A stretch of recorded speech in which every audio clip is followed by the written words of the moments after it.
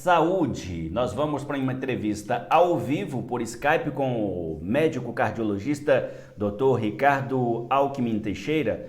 Nosso assunto é o caso que aconteceu neste final de semana com o jogador da Dinamarca, que teve um mal súbito durante a partida entre Dinamarca e a Finlândia pela Eurocopa. Era 42 minutos ali do primeiro tempo, quando o jogador Eriksen caiu do nada, sozinho, quando o companheiro dele cobrava um lateral.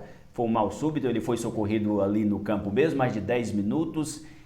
Muita gente pensando que poderia ter acontecido pior, mas ele foi ressuscitado, levado para o hospital e se recupera desse mal súbito. Mas o especialista para falar disso é o Dr. Ricardo Alckmin. Boa noite, Dr. Ricardo. Obrigado por falar com a gente a respeito desse assunto importante de mal súbito. Muito obrigado, eu que agradeço a oportunidade. É um prazer estar aqui para poder compartilhar um pouco de conhecimento nessa área tão importante.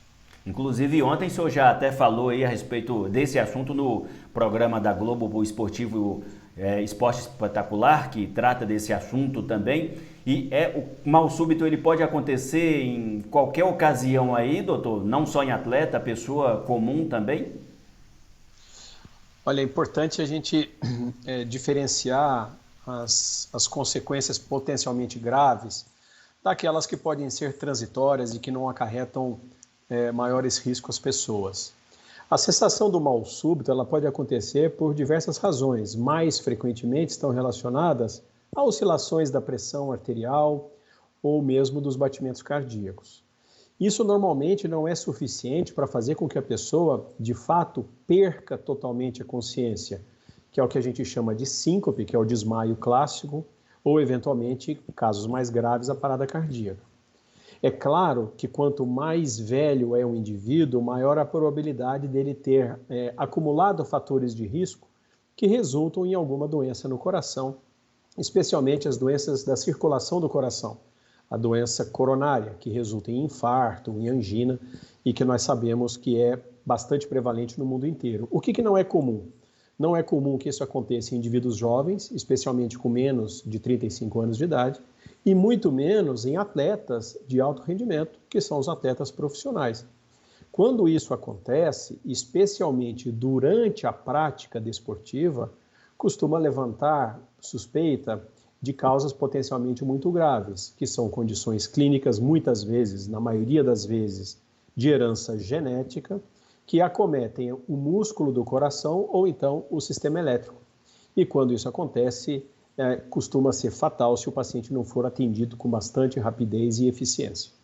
E no caso aí do Eriksen, 29 anos, joga na Inter de Milão, com certeza já fez milhares, dezenas aí de baterias de exame, nada teria sido detectado porque ele continuava jogando, por isso que é algo que às vezes passa despercebido.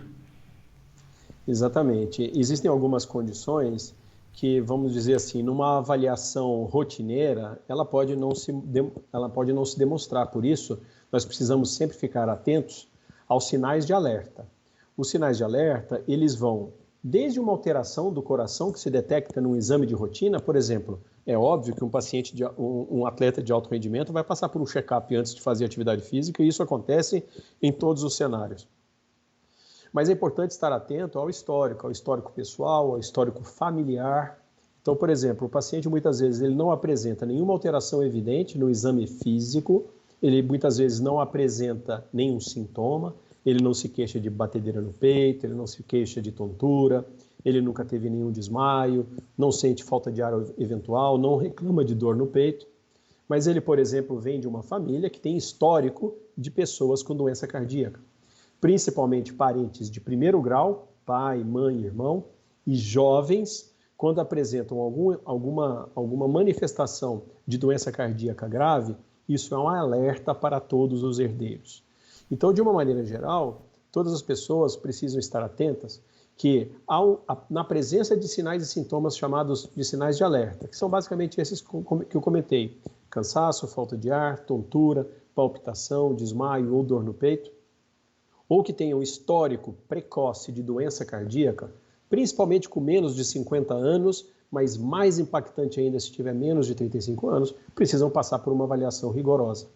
Esse atleta, como você bem colocou, ele certamente passou por uma avaliação em todos os clubes que ele deve ter jogado, inclusive na própria seleção dinamarquesa. Mas existe a possibilidade de passar desapercebido, sim. Doutor, e aquele atendimento dele ali no campo, como foi feito, mais de 10 minutos ali no atendimento ao Eriksen, é o correto, é a maneira de se fazer no momento?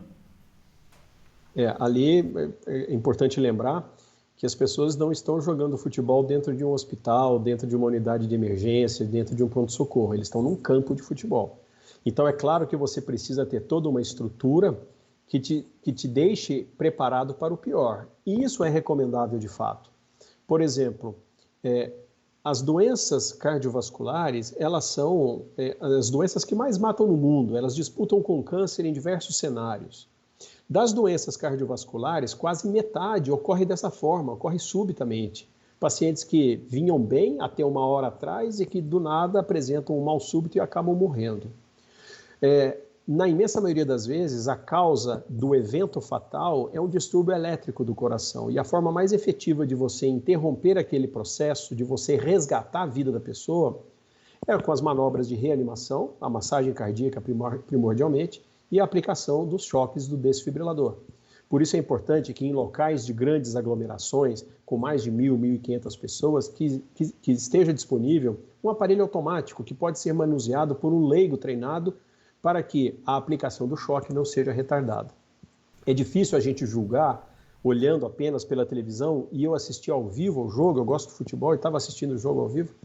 É difícil a gente julgar todos os procedimentos que foram realizados lá no momento, mas me pareceu apropriado. Aquele tempo que demorou até que eles começassem a fazer a massagem cardíaca e até a aplicação do choque, me parece, é porque naquele momento o paciente ainda tinha pulso, o atleta, ele ainda tinha pulso demonstrando circulação cerebral ativa. Num determinado momento, e eu li isso na entrevista do médico que o socorreu ali no campo, o pulso, a circulação se interrompeu.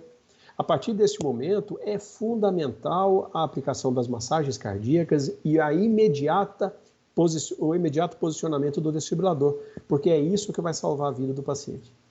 Todos nós temos que ficar atentos aí aos sintomas que a gente mesmo possa acontecer ou qualquer histórico para evitar essa surpresa aí do mal súbito, que é complicado, mas a gente pode seguir esses caminhos que o senhor indicou, né, doutor Ricardo? Exatamente, e eu tenho até comentado isso quando tenho a oportunidade, ainda mais no momento de pandemia, em que ficamos pregando justamente o distanciamento social, o fique em casa, que é importante para evitar a propagação do vírus, mas na presença destes sinais de alerta, desses sinais e sintomas que são potencialmente graves, a recomendação é justamente o contrário, é não fique em casa. Porque se você ficar em casa e não tiver ninguém que seja capaz de te promover uma reanimação suficientemente eficaz para te resgatar a vida, a probabilidade de óbito ela é muito alta. Como eu comentei ontem na entrevista que eu concedi ao Esporte Espetacular, a probabilidade de uma pessoa que sofre parada cardíaca sobreviver após 10 minutos, se ela não for atendida adequadamente, é mínima.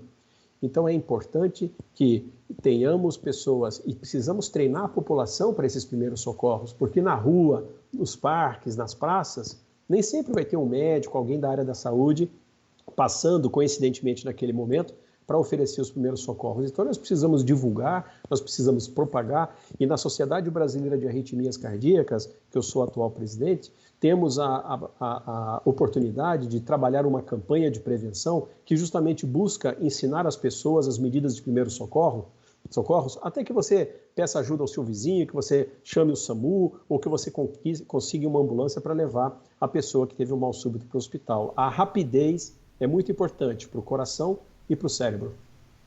Perfeito, doutor Ricardo. Muito obrigado pela essa entrevista aqui no Mando News, esclarecedora aí, e sucesso no trabalho importante que o senhor faz aí, tanto nos pacientes e dessa maneira também de ensinar outras pessoas nesse cuidado. Muito obrigado, doutor. Eu que agradeço, obrigado pela oportunidade, sempre à disposição para contribuir. Um grande abraço e boa noite a você e aos seus ouvintes.